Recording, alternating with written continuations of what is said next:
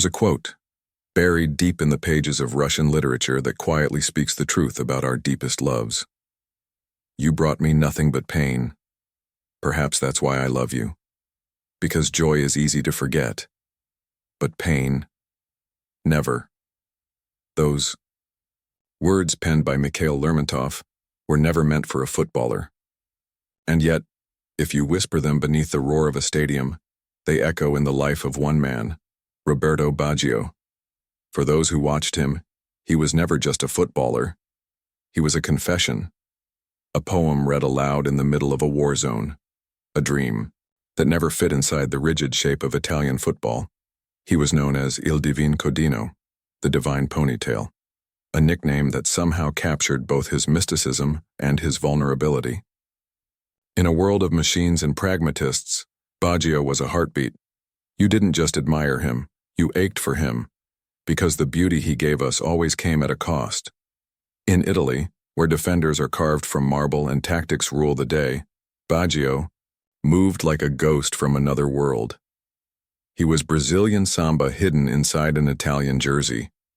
His touches were soft, almost shy, then suddenly ruthless. With Fiorentina, he painted goals that made fans cry. At Juventus, he made them believe in magic. And for the national team, he carried an entire country's prayers on shoulders already bent with pain. But pain, like the quote says, is what makes you stay. Ask anyone who remembers that summer in 1994. Ask them where they were when Baggio's penalty flew over the bar. They'll tell you they'll remember the silence, the empty hush after the ball missed, the way Baggio stood there frozen, alone. That image didn't vanish. It stayed. It followed him. Because more than the goals, more than the awards, more than the Ballon d'Or in 1993, it was that moment of failure, raw and exposed, that made people love him most. Not despite the pain, but because of it. This is not a story of triumph. It's not even a tragedy. It's something far more haunting. It's the story of how beauty, when mixed with sorrow, becomes unforgettable. It's the story of how one man carried not just a football but a philosophy, etched in missed chances, quiet comebacks, and the silence between the cheers. It's the story of how Roberto Baggio, through suffering, gave us something eternal. And maybe, just maybe, it's the lesson that young talents like Lamine Yamal must learn, not in order to win, but in order to endure. Because football, like life, doesn't reward the fastest. It remembers the ones who stayed true, even when the lights went out.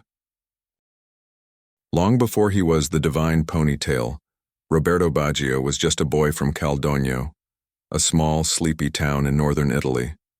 A boy with fragile knees and a fragile heart who kicked the ball like he was composing music. His world was quiet, tucked away from the roaring stadiums of Milan or Rome. But in his silence, something stirred, something bright. He didn't talk much. He let his feet speak. At age 15, Baggio was already turning heads in Vicenza. But his talent came with a cruel contradiction, a series of knee injuries that should have ended his career before it began. By the time he signed for Fiorentina at 18, he had already gone through one of the most traumatic surgeries in football. His right knee was shattered, metal pins, torn ligaments. The doctors said he wouldn't walk properly again, not run, not dance, not play. But Baggio was never interested in what doctors said. Pain was already part of his DNA. And instead of giving up, he leaned into it. That's the first lesson he gave the world. Not all warriors scream. Some suffer in silence and still go on. At Fiorentina, he came alive. The fans in Florence weren't ready. Nobody was. He didn't just dribble past defenders, he glided as if the ball was a thread he was stitching through the fabric of the game. His goals weren't just goals, they were sonatas. You didn't just celebrate them. You paused. You sighed. He once picked up the ball in his own half, dribbled past 3 defenders and chipped the goalkeeper with a grace that felt almost unfair. It was more ballet than football, more painting than sport.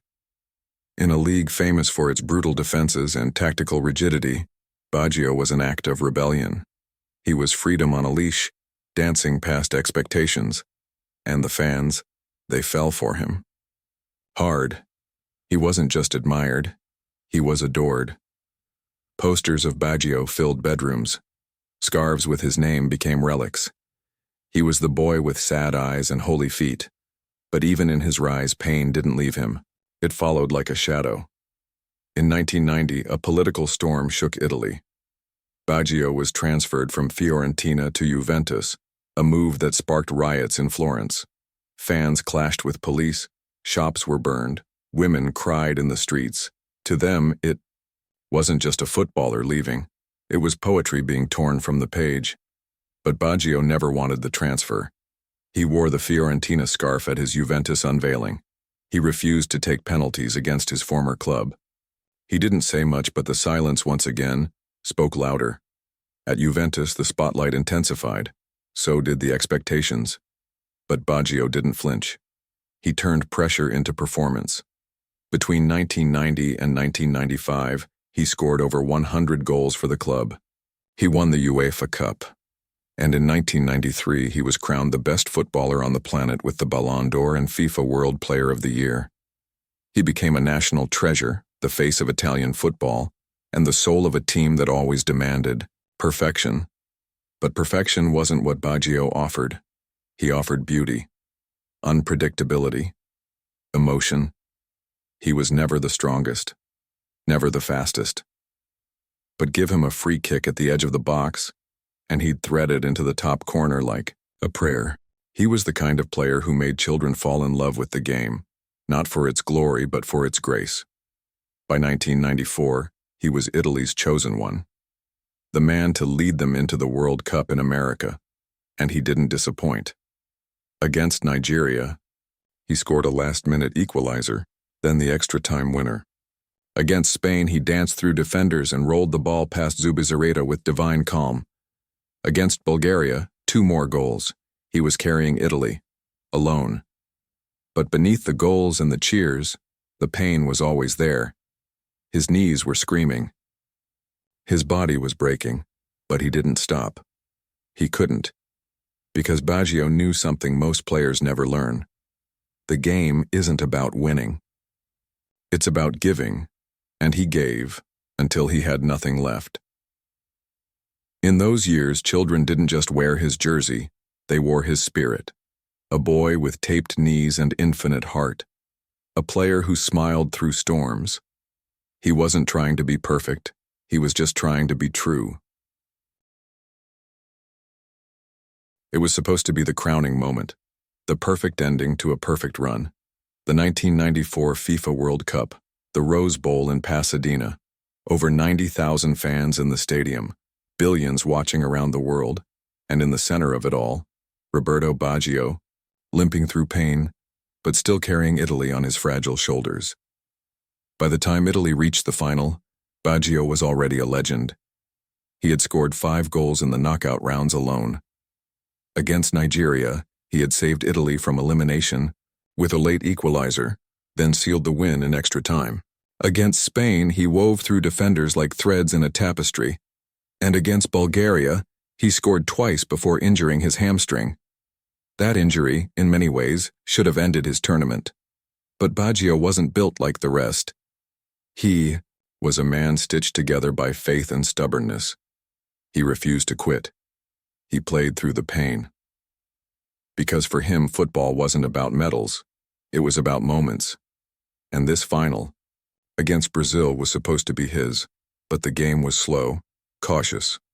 Brazil, with Romario and Bebeto, attacked with flair but lacked finishing.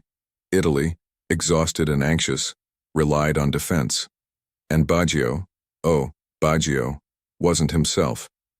You could see it in his run. A limp that spoke louder than any commentator. A grimace after every pass. Still, he stayed on the field. Because legends don't leave early. The match ended 0-0 after 120 minutes. It went to penalties. And then, it happened. Franco Baresi missed first, then Daniele Massaro. Brazil converted 3. Italy had only 2. It all came down to the last kick. If Baggio scored, Italy had hope. If he missed, it was over. He stepped forward, the whole world watching. The man who had carried Italy with magic, who had painted the tournament with moments of pure poetry, who had played with half a leg, dragging himself through mud and miracle, now had to save it all with one kick. He stood at the penalty spot, eyes quiet, shoulders sunken, and then he struck it. The ball rose too quickly, too high. A gasp echoed through the Rose Bowl. The net didn't shake. Instead, the ball flew over the crossbar and into the California sky. For a moment, time froze. He stood still, motionless. The camera zoomed in. His eyes didn't blink. He didn't scream, he didn't fall, he didn't hide, he simply turned and walked away. And in that silence, he became eternal. Brazil celebrated. Cafu jumped into the air. Romario dropped to his knees. But Italy stood still. Roberto Baggio had missed the final penalty, and with it the World Cup was lost. But here's the strange thing. That miss didn't destroy Baggio. It immortalized him, because that image, his bowed head alone in a sea of color, spoke louder than victory ever could. He didn't cry. He didn't complain. He didn't ask for sympathy. He simply carried the weight of a nation and walked away. That's when the world truly fell in love with him, because here was a man who had given everything, who had played through injury, through pain, through expectation. And in his most human moment, when he failed, he still stood tall. They say success builds heroes, but failure builds myths, and Roberto Baggio became one. There's a quote that haunted fans after that match. Only those with the courage to take a penalty can miss it. And that was Baggio. Courage, not in the goal, but in the miss. He returned to Italy, to a divided nation. Some blamed him, others defended him. But deep down everyone knew he was still their poet, their artist, their dreamer. That penalty didn't erase his greatness. It deepened it. Because in football, as in life, we remember those who dared, those who risked, those who stood on the edge and still took the shot. Baggio didn't lose the World Cup. He gave us a moment we'd never forget. And for that silence, that walk, that look in his eyes, he gave the world something even greater than gold. He gave us truth. The world remembers the fall, but not many linger long enough to witness what comes after. For most, that missed penalty in 1994 would have been the end. A Greek tragedy wrapped in a jersey, a final chapter written in heartbreak. But Roberto Baggio never believed in endings. Not like that. The pain was real. The media storm, the whispers, the silent glares from fans who felt betrayed, who wanted a villain. But Baggio didn't lash out. He didn't defend himself in interviews. He didn't seek redemption in headlines. He sought it on the pitch, but the pitch wasn't kind either. After the World Cup, he returned to Juventus, a club that had already begun to look beyond him. Younger blood was rising. A new star named Alessandro Del Piero was emerging, graceful and hungry, and the old Baggio with his weary legs and quiet presence no longer fit the machine. He played less. He smiled less. And then came the final insult. Juventus let him go.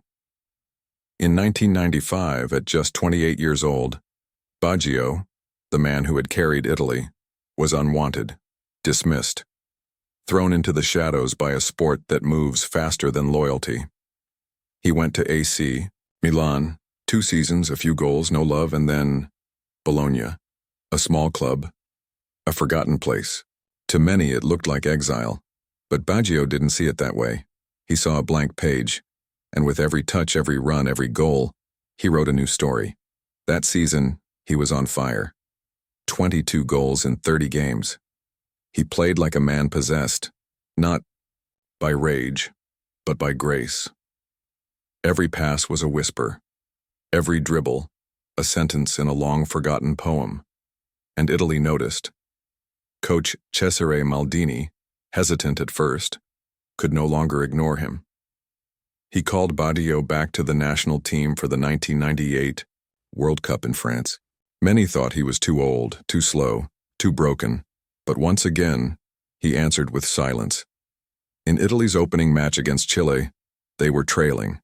Tension was high. The ghost of 1994 still hung in the air. And then Baggio, yes, Baggio, stepped up. He floated past defenders, rolled in an assist, and then, when the time came, stood over the penalty spot again. The stadium held its breath, and this time, he didn't miss. He buried the ball in the bottom corner. Calm, controlled, as if he was telling the world, "I remember, but I'm still here." It was not revenge. It was redemption. Against Austria, he came off the bench and scored a goal that was pure Baggio. Timing, technique, and a touch of magic. The fans sang his name again. The doubters grew quiet, but Italy, as always, was a team torn by politics and ego. Baggio didn't start the crucial quarter-final against France. He came on late. Too late. The match went to penalties again, and Baggio, with the weight of 4 years on his back, stepped forward once more. He scored. Of course he did. He walked back without celebration. Just a nod, a breath. But Italy lost. Again. The pattern repeated. Brilliance from Baggio, disappointment from the system. Yet something had shifted. This time no one blamed him. No one could. The 1998 World Cup wasn't his burden. It was his revival. He had returned. Not to prove others wrong, but to prove himself right. That's what made Baggio different. He never fought for fame. He fought for the game, for the moments, for the purity of doing something beautiful, even if no one was watching. After the World Cup offers came. Big clubs, money, prestige. But he chose a quieter road. He joined Inter Milan. His body by now was betraying him more often. The surgeries, the inflammation, the cracks in his knees, they never really healed. He would play a brilliant match and then disappear for weeks. But still, he endured. One match stands out. Inter were on the brink of elimination in the Champions League qualifiers. The coach didn't plan to use Baggio, but the fans screamed for him. Baggio, Baggio, rang through the San Siro. He came off the bench, scored once, then again. 2 goals. One last masterclass. The crowd exploded. The coach was stunned. But Baggio? He simply walked off, head down, as if he had just finished a quiet prayer. It was never about applause. It was always about the art. That's what resilience looked like in Baggio's world. Not loud, not vengeful, just persistent, just there. Even as the world tried to forget him, he kept creating. Even as clubs closed doors, he found windows. Even as his body begged him to stop, his soul whispered, "Just one more game." And through it all he smiled, not the smile of a man who had won, but the smile of a man who never quit. By the time Roberto Baggio arrived at Brescia in 2000, he was a man out of time. The world of football had changed. Faster, sharper, more tactical, younger. Coaches wanted engines, not poets, systems, not souls. But in that quiet city in northern Italy, far from the noise of Milan or Turin, Baggio found something he hadn't had in years. Peace. Brescia wasn't a powerhouse. It was modest, humble, but that was exactly what Baggio needed. A final canvas, unspoiled. A chance to play without expectation, without politics, without the weight of headlines. And there, in the twilight of his career, he gave the game one last gift. People often talk about athletes fading away, slowing down, becoming shadows. But Baggio didn't fade. He flourished, despite his age, despite his surgeries. Despite playing in a team that most had written off, he lit the pitch like a bonfire in winter. Game after game, he reminded fans why they had loved him in the first place. He scored 10 goals in his first season at Brescia, then 12, then 11. But it wasn't just the numbers, it was the way he moved, the vision, the weight of his passes, the calm in chaos.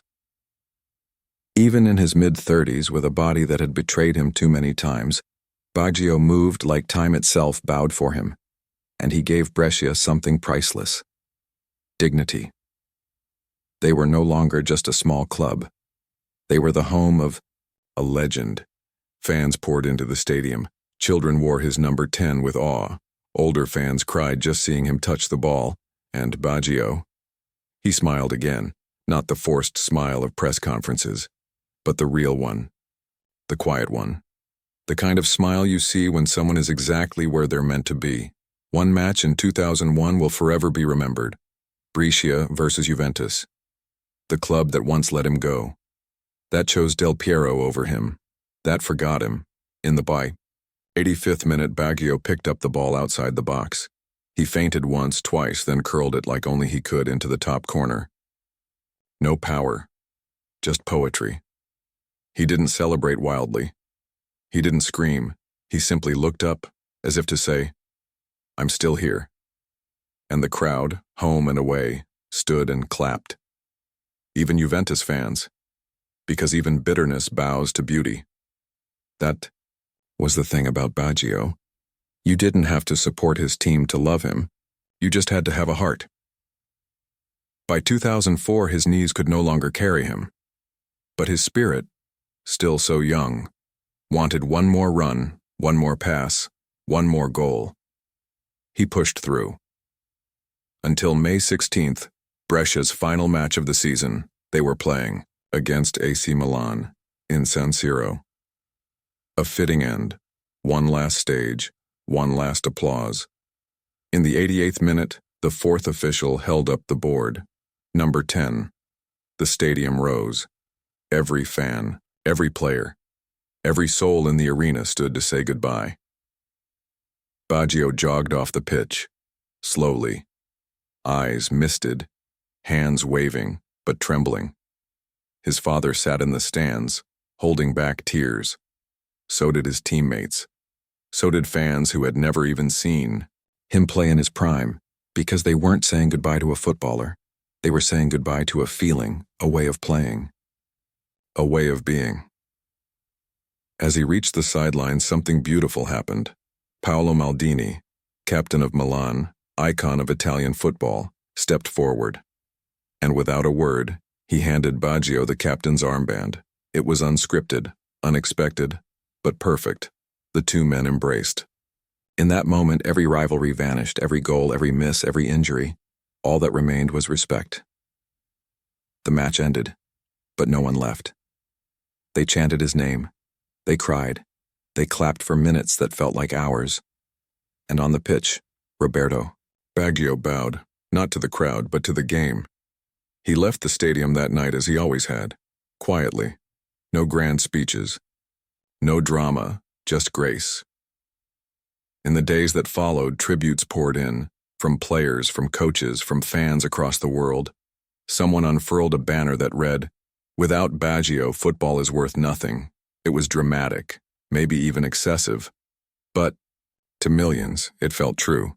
Because what Baggio gave to football wasn't just goals or trophies, he gave it soul. Some names in football shine like trophies. Hard, bright, untouchable. Others glow like candlelight, soft, flickering, but unforgettable. Roberto Baggio was the second kind. He never won the World Cup. He never lifted the Champions League. But in the hearts of millions, he remains something rarer, a symbol. Not of victory, but of grace. Not of perfection, but of purity. And that, perhaps, is the greatest lesson he leaves behind. For a young player like Lamine Yamal, just beginning, to taste the pressure, the praise, the noise of the world, Baggio's story matters. Not because of what he achieved, but because of how he endured. Because success isn't a straight line. It's a storm. A dance between injury and inspiration, silence and spotlight, failure and faith. And to survive it, not just as a player, but as a person, you need something stronger than talent. You need soul. Baggio had it. He played through broken knees, through clubs that didn't believe in him, through coaches who benched him, through fans who doubted him. And yet, He never stopped being Baggio. Never stopped choosing kindness. Never stopped creating beauty, even when the world offered bitterness. He didn't chase headlines. He didn't respond to critics. He responded with passes, with goals, with grace. He didn't speak often. But when he did, he said things that mattered. When asked about that missed penalty in 1994, he once said, "After that moment, I understood something. You don't play football to be remembered, you play to remember who you are." That's the kind of wisdom that Lamine and every rising star should carry close. Not every match will go your way. Not every coach will see your light. Not every crowd will cheer your name. But if you can keep your heart steady, if you can keep giving your truth, your beauty, your best, you'll be more than a footballer. You'll be a light. Roberto Baggio was never defined by medals. He was defined by moments, by the way he touched the ball like it was sacred, by the way he kept going, even when no one asked him to, by the way he walked away from the game, not to applause, but to peace.